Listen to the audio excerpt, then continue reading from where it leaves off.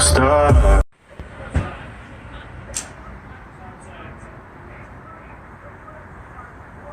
He don't gotta know the got a landlord. She just laying on the landlord.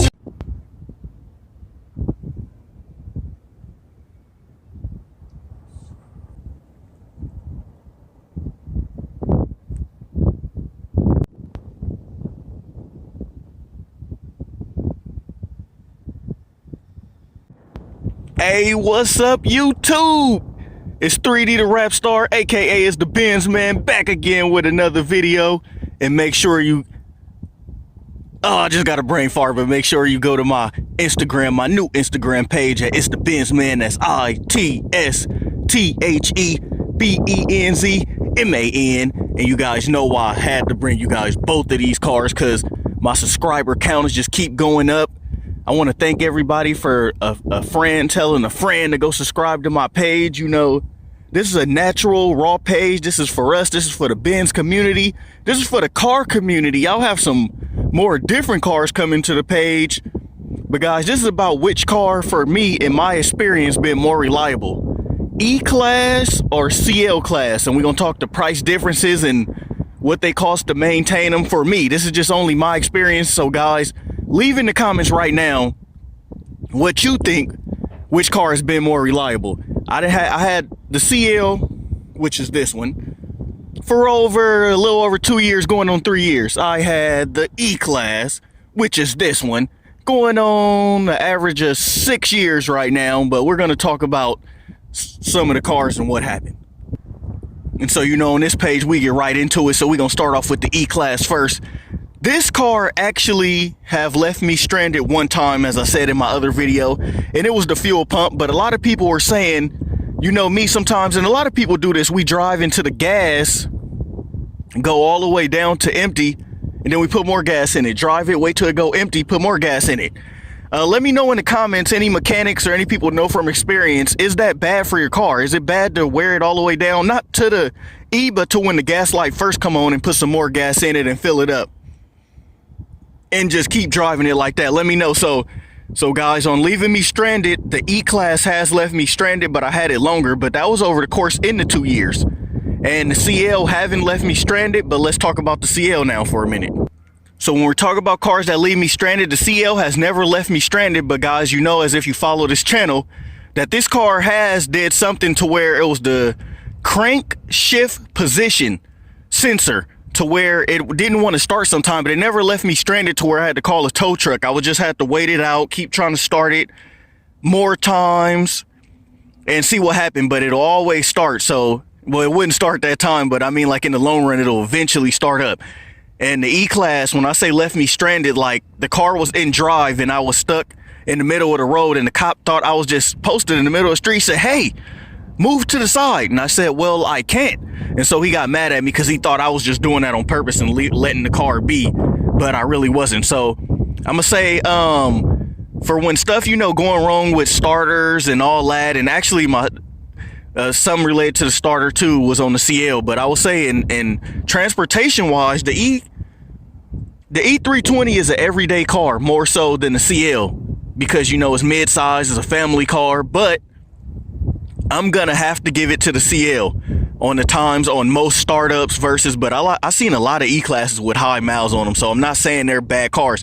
And guys, none of these cars are bad cars. This is just my experience of what I think, you know. It's not even really which one is the better car. It all comes down to really what you prefer. It's all what you prefer, because these cars are reliable, like a lot of people say. They are reliable. You just got to service them, maintain them, and keep up with the maintenance. So I'll give that one to the CL on, you know, never left me stranded, because I hear that the E320s and the E-Classes has a lot of fuel related problems, fuel pumps, faulty fuel pump problems. So number two, we're going to talk about the components real quick. So on this car, the radio has stopped working completely. This thing has broke the middle thing where the, you know, where it holds it together. Or together, excuse me. Pretty funny. I think it's out of focus, but yeah, the little black part right there. And on the CL, it's just been this. The only thing that stopped working for me was this right here. that little component. So in theory anyway, you're comparing a V6 motor to a V8. Well, I am, you know, I'm not talking about the E500. I'm just talking about my experience of the E320. So the V6 motor versus the V8 motor. So that's 2 already for the CL. And guys, I'm not numbering them. It just gave me a sense of where I'm at. So that's going to be 2 up for the CL, which includes the fuel pump, you know, not leaving me stranded, and the inside gadgets is still holding up.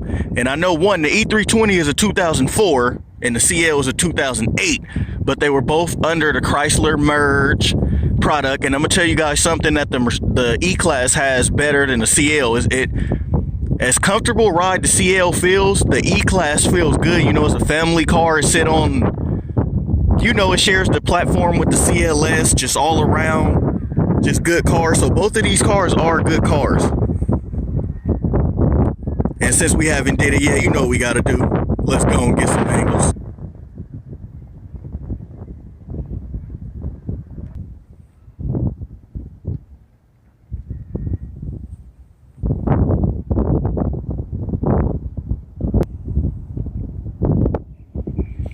And so the motor mounts are out on both the cars. I am going to get them fixed.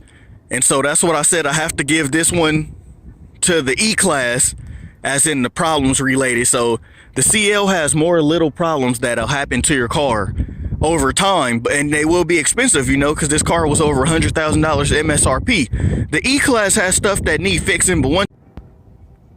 So all in all, these cars are good cars, both of them. Whichever one you get, you can't go wrong. CL Class or the new E-Class, or with the new ones, the S Coupe.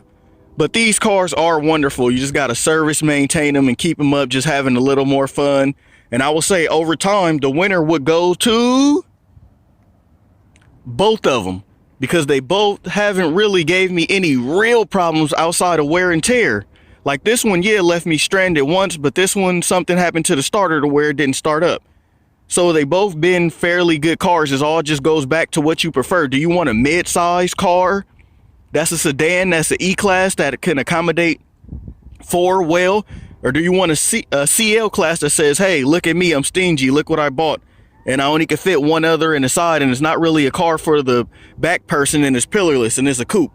So it really just goes back to what you prefer, guys. But make sure you like, comment, and subscribe for more videos. Tell me, guys, what you want to see, and I'll try to get around to it and make these videos and make it happen.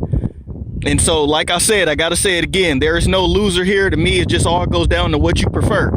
And like, I love the E-Class at first, but now I'm into the CL. Like, I like those cars. I like the way it look. I like how wide it look. I like the S Coupe, how wide they look.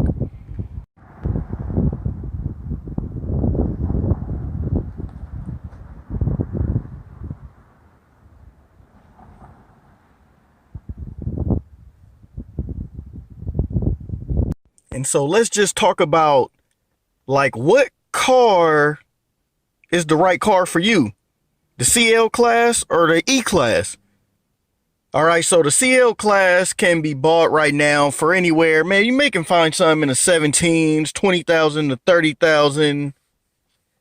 E-Class more so like 8,000 to 15,000, all depending on the miles. So E-Classes, since they're a little older, especially that year, typically be a little older. They will be a little older, so unless you get a new one. So really, you'll get a CL if you're liking the CL. Really is comparable to the S, of which one you prefer, but I will have to try to get my hands on the S to do a comparison with the S and the S Coupe, or the CL against the S Class, for what's the difference is, which one should you buy, and so on and so on. But for these cars, when you're comparing the CL into an E-Class, it's more so a, what's your money like? What is your range, and what is your cost of money? So I'll say, if you know you're on the lower end and you do like that style of the E-Class, go for it. But like always, have some money put away, as these cars can get pretty high on prices and repair bills and things like that. If you have a little more money to spend and you want something a little more exclusive, then go for the CL. That's what got me out of the E-Class and into the CL in the first place. I seen the E-Class when I had it. It was a nice car, nice Benz, but I had it so long and there were so many on the road that I just couldn't do it no more. So I wanted something more rare, and so I decided to end up going with the CL class. And that's how I really ended up with this one.